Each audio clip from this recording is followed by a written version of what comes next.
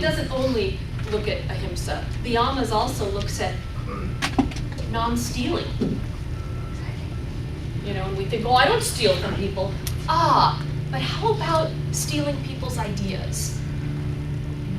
How about the greed within us that leads us to take, more than what we need? Stealing is so much. How about stealing someone's time when you're late?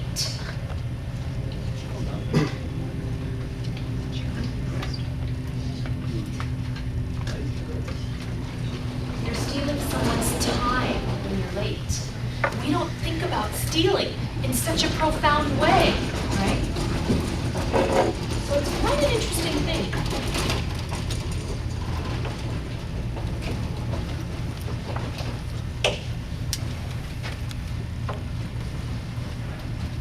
It looks at satya, truth. Okay, I told a lie, I'm bad. Well, no, it's not that. These are so much more profound than that, truth. It means, how are you using language? Are you gossiping? It's not bad because it's a sin.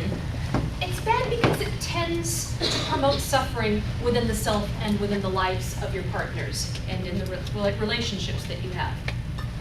You see, truth is about so much more than looking at what deliberately comes out of your mouth. Sometimes it takes silence to reflect on your pattern of thoughts and how your pattern of thoughts shapes what you say and how what you say shapes your relationships.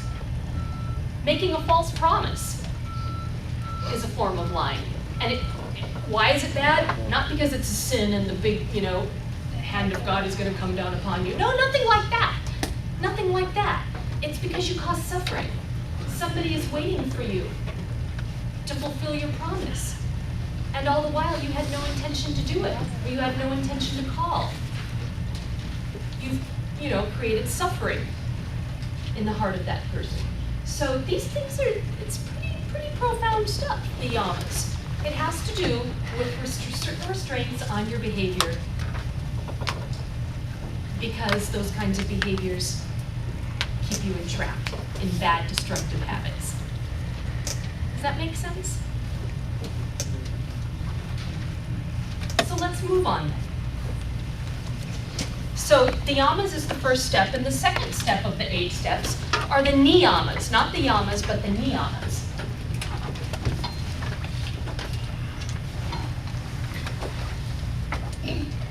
The Niyamas. Well, I kind of think of it like this. If the Yamas answers the question, what should I not do? What kind of behavior should I stay away from? The Niyamas answer the question, what should I do? What kind of behaviors should I promote? Sort of. Because the Niyamas are concerned with more positive behaviors that create better situations in life. Remember, let's bring it back to the basic. What are the 8 steps for? Patanjali's 8 steps. At the heart and soul of Patanjali's 8 yogic steps. What was it for? Not just to say it? Live in a world. To live more peacefully, right? So let's not get caught up in what we're writing and numbering. What's it all for? If the Yamas are negative not negative in the way that we use the word negative like it's something bad, negative in that it looks at restraining behavior and what not to do, then the Niyamas tell us in more positive terms what I should try to cultivate, what I should try to create in my life. Does that make sense? And so, in that sense, purity would be first and foremost on the list. It's such a word, so connected up with Hinduism.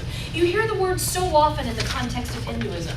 Even when yogis enter into their 8-day fasts, and they talk about the spiritual reason of purity, to purify the body. I think it's something that we just kind of overlook because we don't know what to make of it. We can't make sense out of it. We just think whatever, they do weird things, But if we try to understand what is meant by purity in the yogic context, we'll understand the word better.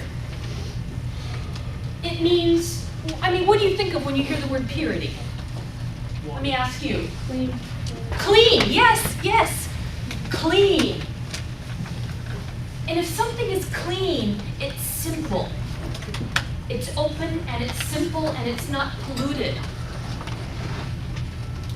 If you were a mirror, you would be shiny. You would reflect all of the universe. But if you're polluted and you're impure, you don't reflect at all. That's an oft-used metaphor in the yogic context. Your soul, your being should be clean like a mirror so that it reflects the divine universe. And all of the universe is divine. That's the pantheism we talked about. Right? If you're not pure, though, and you're full of poisons, and what are poisons? Oh, like impure thoughts, like a world of untruth, right? A world of you have a greedy heart, and you harbor jealousy for others and ill will toward others. That's the impure stuff, right?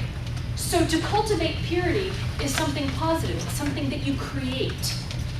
You're trying to live a clean and simple life, physically and mentally. And so that's why the yogis eat clean food, non-violent food. That's why Paramahansa Yogananda talks about diet so much. You think, wow, I didn't know spirituality had to do so much with diet. Oh, sure, because we're talking about how to live a clean and pure and simple life.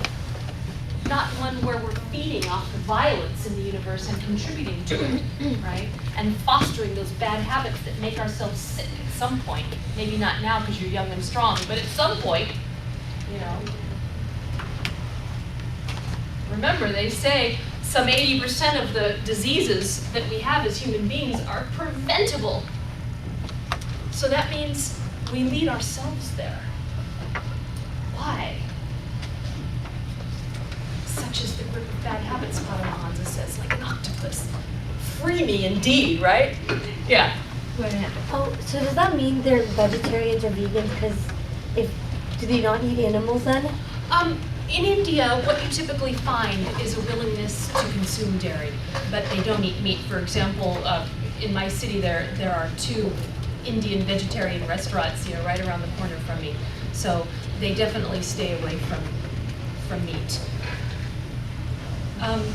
In our culture, there are more reasons to give up dairy, and without we could spend a whole class on that, so without kind of opening that up.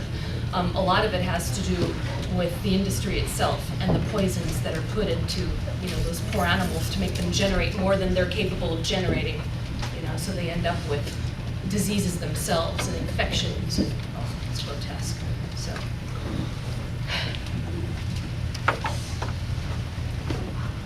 And so, we're talking about keeping the mind and the body uncluttered. What does it have to do with yogi? Let's bring it back to the basics. We're talking about yoga, the 8 steps of Patanjali's Raja Yoga. What does purity have to do with yogi? Can you connect the dots? And I make you do it because once you connect the dot in your own mind, you crystallize it as usable knowledge. It's not just notes that you're taking. It's crystallized because you've put it into words for yourself. What does this have to do with yogi? Purity. What does that have to do with the price of tomatoes? Tell me. What are you yoking?